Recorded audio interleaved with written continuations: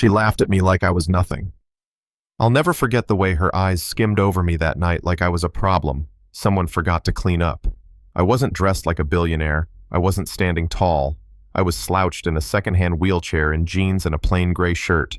No brand logos, no shiny watch, nothing to tell her who I really was.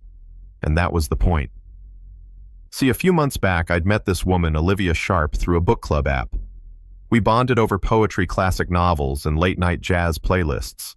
She was charming, smart, had this way of making you feel like the world slowed down when she talked. For the first time in years, I felt seen, or so I thought. We texted for weeks, then called, then started planning to meet. I kept things vague about my life, never lied, but I didn't advertise the private jets or the estate in Martha's Vineyard either. I told her I lived comfortably, that I loved literature and good wine. That was enough for me. But her words stuck with me. Little things she'd say I'm tired of broke dreamers. I need someone who can provide. Ambition is sexy, weakness is not. That last one hit harder than it should have. So I decided to find out who she really was, beneath the charm, beyond the voice. I wanted to know if she'd love me, if I had nothing, if I was broken. My best friend Marcus thought I was insane. You're gonna show up to the first date in a wheelchair, bro. You know how that sounds. But he helped. Got me a chair, practiced pushing me in. I even learned to tense my legs so I wouldn't accidentally move them. That night, we rolled into a quiet bistro in downtown Charleston. She picked the place, said it was cute but classy. She also said she might bring her best friend along, Harper. She's in town and curious to meet you, Olivia had texted. The moment we entered, I spotted them.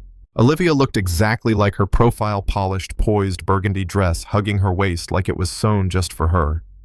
But Harper was the surprise. Simple cream sweater, no makeup. Warm eyes that didn't scan the room like she owned it. She saw me and smiled. Olivia, on the other hand, froze. Her smile dropped. Her eyes flicked from Marcus to me to the chair, then back again. You could see her mind working, rewinding every conversation we'd ever had. She didn't say hello, just stared. Harper stood and reached out her hand. You must be Noah. It's really nice to meet you. I smiled. And you must be the legendary Harper I keep hearing about. Olivia finally spoke, and her voice could have cut glass. So, you're in a wheelchair? The room got quieter. Not silent, but you could feel ears tuning in. I kept my voice calm. Yeah. I figured we should meet first before I explained everything. She leaned back in her chair, crossed her arms. So what this was your little secret? Let me waste my time dreaming of a future with a man who could barely stand up. Harper's eyes widened. Olivia. But Olivia raised a hand to silence her. No. Don't defend him. He tricked me. He made me believe he was strong, capable. Instead, he's like this. The disgust on her face, it wasn't even hidden. Like I was something rotting on her plate. I could feel Marcus tense behind me. I never lied, I said, voice even. You never asked if I was rich, or poor, or sick, or healthy. You said you wanted honesty, so here I am. She laughed, sharp, bitter.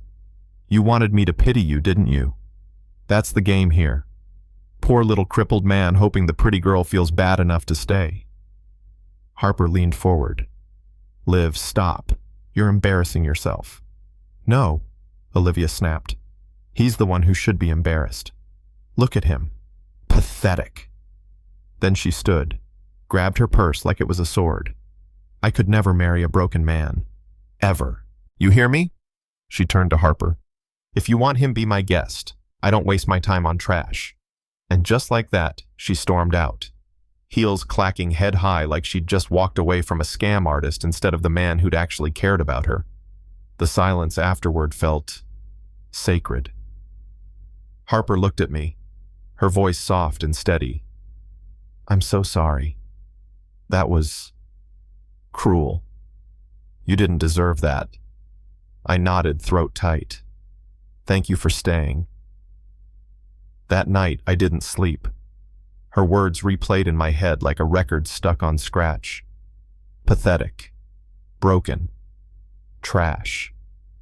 Funny how someone can pretend to love you until the mask they weren't even supposed to see comes off. But in that mess, Harper's voice lingered too. Calm. Gentle. Real. By morning, I knew what I had to do. I texted her. Thank you again for yesterday. Would you be open to lunch today? Just no lies this time. She replied within minutes. 1 p.m. No judgment. I promise. This time I showed up as me. No chair. No games. No act. When I walked into that restaurant, her eyes widened, not in shock, not in judgment, but in realization. You're not... I sat down. My name is Noah Carter. I run Carter Technologies. I'm not crippled, and I'm not poor, but I needed to know if Olivia ever saw me for me. Harper blinked slowly. You're that, Noah Carter. I nodded. She looked stunned for a moment, then shook her head, smiling. Yesterday you could have been anyone. Didn't matter. I still would have stood up for you. And just like that, I knew. She was the one. 6 months later, under the stars on my rooftop, I dropped to one knee. Not because she saved me, but because she saw me. When I had nothing, and when I had it all. She said yes. And as we kissed, I saw a familiar face slip into the back row of guests. Olivia. Uninvited. Standing frozen in the back, watching everything she'd thrown away come full circle. She didn't say a word. Just stared. And I swear I saw a tear slide down her cheek. That could have been her life, but her pride cost her everything. Now let me ask you something. If you were in Olivia's shoes, would you have walked away too? If you were, Harper, would you have stood up for a stranger being humiliated? And if you were me, would you have forgiven Olivia? Tell me in the comments. I want to hear what you would have done. And if this story hit you in any way, like, share and subscribe. Because sometimes, kindness is the richest currency we've got. She laughed at me like I was nothing.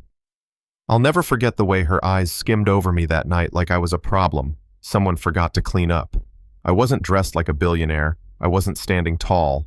I was slouched in a secondhand wheelchair in jeans and a plain gray shirt. No brand logos, no shiny watch, nothing to tell her who I really was. And that was the point. See, a few months back, I'd met this woman, Olivia Sharp, through a book club app. We bonded over poetry, classic novels, and late-night jazz playlists. She was charming, smart, had this way of making you feel like the world slowed down when she talked. For the first time in years, I felt seen, or so I thought. We texted for weeks, then called, then started planning